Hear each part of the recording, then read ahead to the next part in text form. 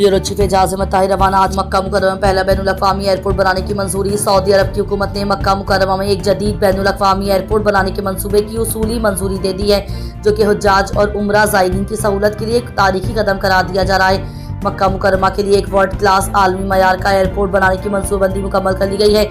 इस मंसूबे के स्ट्रेटेजिक, मुआशी और सरमायाकारी पहलुओं की मंजूरी दी जा चुकी है।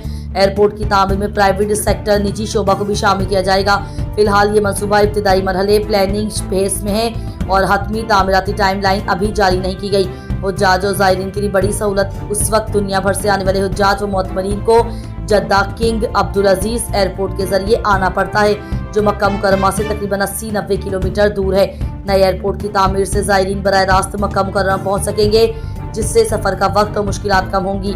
दीगर तरक्याती मंसूबे एयरपोर्ट के साथ साथ मक्का में मेट्रो सिस्टम का मंसूबा भी ज़ेरे गौर है, ताकि शहर के अंदर आमदो रफ्त आसान हो सके। ये तमाम मंसूबे सऊदी अरब के विजन 2030 का हिस्सा हैं, जिनका मकसद हज व उम्रा की इस्तेदाद और सहूलियात को बेहतर करना है। मक्का मुकर्रमा पहला बैनुल अक़वामी एयरपोर्ट बनाने का फैसला एक बड़ा और तारीखी कदम है, जिससे लाखों आज़मीन हज व उम्रा को बराह रास्त सहूलत मिलेगी। ताहम ये मंसूबा भी इब्तिदाई मराहल में है और मुकम्मल होने में वक्त दरकार होगा।